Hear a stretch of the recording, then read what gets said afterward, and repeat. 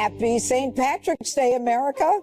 Unfortunately, there's no luck of the Irish for the Democrat Party, who seem to have hit shamrock bottom in 2 new polls. NBC finding 55% of Americans have a negative view of the Democrats, and CNN is echoing that with 54% viewing the party unfavorably. But it looks like President Trump has found the pot of gold. 47 is hitting his highest approval that he's ever had as commander-in-chief. And he's got more Americans than ever saying that the country is headed in the right direction. Donald J. has saved the day. TRUMP.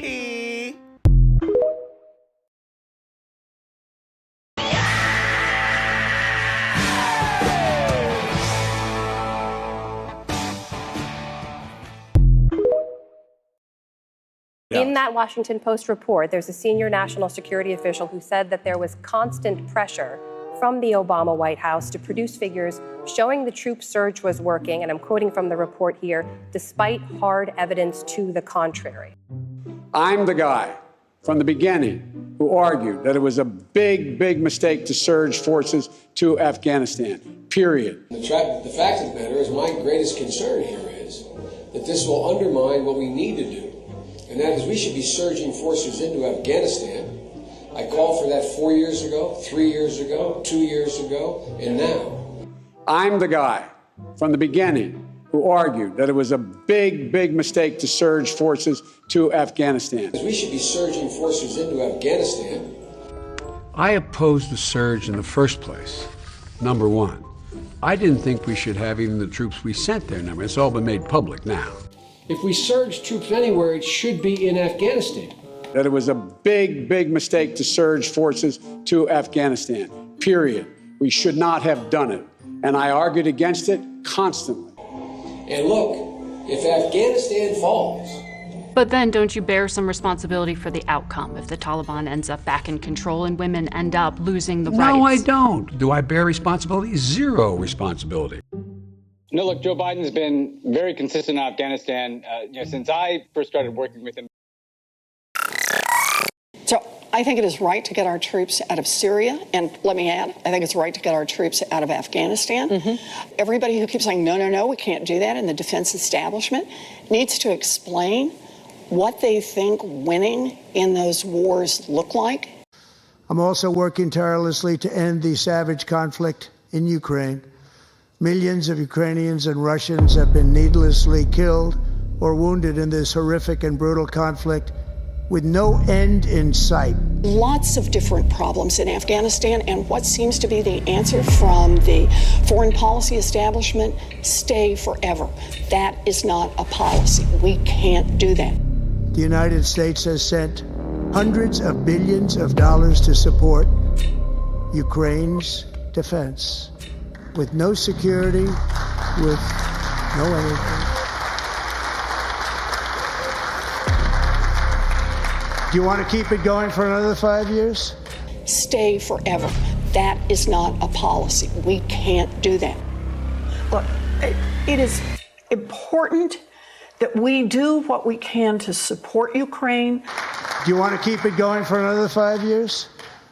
Yeah, you would say Pocahontas says yes.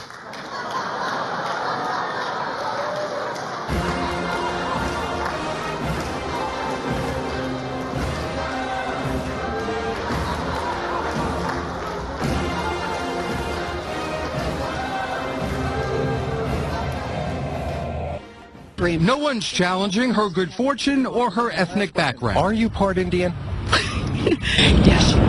I will tell you right now, they don't look like Indians to me, and they don't look like to Indians. Now, maybe we say politically correct or not politically correct. They don't look like Indians to me, and they don't look like Indians to Indians. Now, they don't look like Indians to me, sir. That it's important that we take measured steps. And it is one more reason that I am glad it is Joe Biden sitting in the White House right now. He's calm. He's in control. Yes. Why, you're getting nervous, man.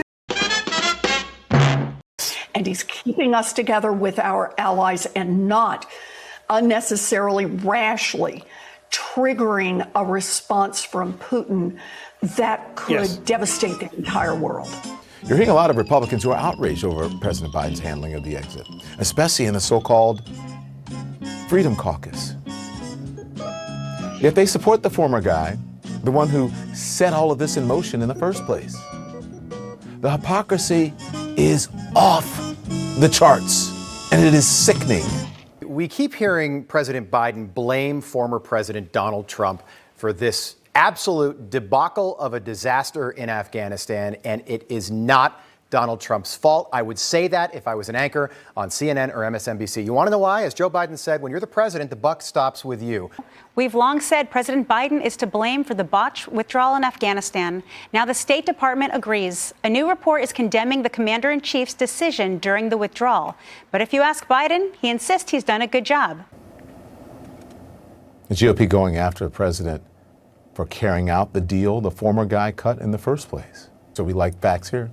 Let's remember it was the previous administration that began the process of negotiating with the Taliban. It was the former guy who signed a peace treaty with the Taliban. Let me say it again. It was the former guy who signed a peace treaty with the Taliban. Remember what I said about Afghanistan? I said Al-Qaeda would not be there. Read your press. I was right. Thanks. Army Ranger Tim Kennedy slammed the Biden administration for attempting to cover up the severity of the withdrawal. The Taliban were raping women in the street. They were beating people. They were dumping magazines into crowds as forms of crowd control. So he's obviously lying. It's so disingenuous to the American people. It's just another example of them trying to cover how horrible of a chaotic withdrawal that really was. Read your press. I was right. Thanks. And you say, not only do you say there were no mistakes, but you say, hey, what happened? What I told you would happen. Well, Mr. President, what you told us would happen is that the Afghan government and the Afghan army would hold the line. You told us that for 2 weeks. Is a Taliban takeover of Afghanistan now inevitable? No, it is not. Because you have the Afghan troops have 300,000 well-equipped as any army in the world, and an Air Force against something like 75,000 Taliban. So yeah, who was it who made the Taliban stronger? Baba Booey. Who was it who made the Taliban stronger? And for him to act that way is the most dishonorable thing I've seen in regards to this specific issue in my life. Are you listening to me? Who cut the deals? Who met with? Who had the phone calls? Joe Biden, if you wanted to change the plans that your predecessor had set up, you could do that at any time. You're the commander-in-chief. You're the president of the United States. If you didn't like the plan, you should have changed it. What you did was a complete and utter failure. The American people overwhelmingly support what I'm doing. The polling numbers are overwhelming. Democrat, Republican, and Independent. The average is we got 78% of the American people, if I'm not mistaken, the last major poll done. Go to those 13 graves and tell them on this Independence Day how you did a good job and how you deserve a pat on the back. Because in my view, President Bush has dug America into a very deep hole. This administration's mishandling of the war in Iraq may be the greatest foreign policy disaster of our time. And this is no time for the divisive politics George Bush has practiced in America. We have to unite our states around a community of goals, unifying vision. We have to restore America's place in the world. Keep shaking that ass with all that sass. Got a pocket full of cheddar, I'll spend that cash. My bodyguard needs a bodyguard. Got an ace up my sleeve, hold all the cards. Wear the crown just like a czar. King with the sting, I'm so bizarre. Got a fancy car taking me real far. From North Chuck, I'm a star. Now I'm in the